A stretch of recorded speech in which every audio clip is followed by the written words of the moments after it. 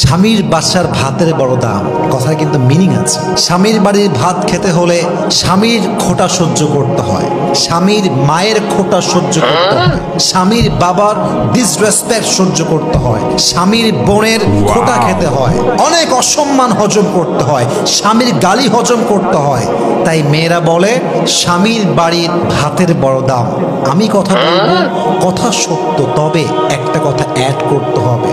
যদি আপনার স্বামীর বাড়ির ভাতের দাম এত বেশি মনে হয়, তবে মাথায় রাখবেন বিয়ের পরে স্বামীর বাড়ির ভাতের দাম যে পরিমাণ বেশি, আপনার নিজের বাপের ঘরের ভাতের দাম তার চেয়ে বেশি। বুঝবেন, জাস্ট তালাকটা নিয়ে বাসায় যান, তাহলে বুঝবেন। জাস্ট তালাকটা হোক, বাসায় যান, 3 মাস থাকেন, 4 মাস থাকেন, 5 মাস থাকেন, স্বামী নাই তালাক হয়ে গিয়েছে, তখন বুঝবেন স্বামীর বাড়ির ভাতের দাম বেশি নয়, এখন তো মনে হচ্ছে বাপের বাড়ির ভাতের দামই বেশি হয়ে গিয়েছে, ঠিক কিনা বলেন? একজন তালাকপ্রাপ্ত মেয়ে লিখেছে, যদি একবার সুযোগ পেতাম, একবার চান্স পেতাম, বাপের বাসা ছাড়তাম, আজীবন লাথি খাই, গুতা খাই, অসম্মান খাই, স্বামীর ঘরে বসতাম, স্বামীর ঘরে বাঁচতাম। তালাকপ্রাপ্ত মেয়ের কথা এটা। অতএব মাথায় রাখতে হবে, যদি স্বামীর অবদান স্বীকার করতে না পারেন, স্বামী খাওয়াচ্ছে, স্বামী পড়াচ্ছে, যা হোক, এটা বাসায় রাখছে তো, যাই হোক কারেন্ট বিল দিচ্ছে তো, যাই হোক খাওয়াচ্ছে তো, নুন পাত পান্তা ভাত যাই হোক খাওয়াচ্ছে তো, স্যাক্রিফাইস স্বীকার করেন যে স্বামী আপনি যা করছেন enough, it's enough for me, আলহামদুলিল্লাহ, উই আর সো হ্যাপি, আমরা খুশি আছি।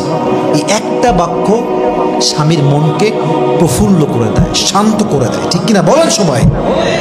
স্বামীর যে পরিবার, বাবা মা, তার ভাই, তার বোন, সবাইকে রেসপেক্ট দেয়, সম্মান করে। এখন অনেক মেয়ে আমাকে কমপ্লেন করে যে হুজুর, আমি আমার শ্বশুরকে ভালোবাসি, শাশুড়িকেও ভালোবাসি, কিন্তু তারা আমাকে দেখলেই পরের মতো আচরণ করে, কথাবার্তা খুব খুব ক্রিটিসাইজ করে বলে, বাজে বাজে কথা বলে, আমি তো হজম করতে পারি না।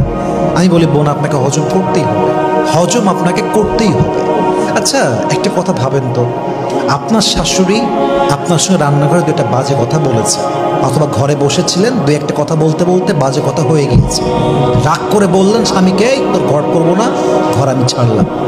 আমার অবাক লাগে সেই মেয়েদেরকে দেখলে, যে এই মেয়েরা শাশুড়ি একজন মায়ের মতো। আমি কথা ভুল বললাম না ঠিক বললাম বলেন? শাশুড়ি মায়ের মতো, অবশ্যই তার মা এটা। আচ্ছা, এই শাশুড়ির সঙ্গে ঝগড়া হইল বলে আপনি ঘর ছাড়লেন, আপনি যে বাসায় গেলেন, আপনি তো মিয়া মায়ের সঙ্গে প্রত্যেক দিন উঠতে বসতে ঝগড়া করেন। হ্যাঁ, মেয়েরা ঝগড়া করে মায়ের সাথে, রান্নাঘরে ঝগড়া, খাইতে বসে ঝগড়া, রুমের মধ্যে ঝগড়া। তার মানে কি? একসঙ্গে থাকলে ঝগড়া হয়, স্বাভাবিক, ন্যাচার। তো আপনি মায়ের সঙ্গে ঝগড়া করলে সহ্য করতে পারেন কেন? ওইটা আপনার রক্ত। আর শাশুড়ির ঘরে সহ্য করতে পারেন না কেন? ওইটা আপনার রক্ত নয়। এই মাইন্ডসেট চেঞ্জ করেন। শাশুড়িকে একদম নিজের মায়ের মতো দেখবেন।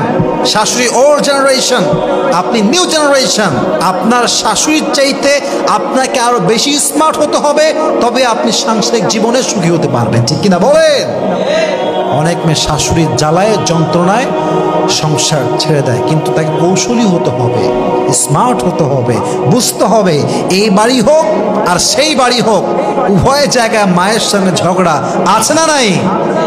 Take it easy, make it easy. আপনি আপনার হাজব্যান্ডের সমস্ত রিলেটিভসদেরকে যতটুকু পারা যায় সম্মান করবেন।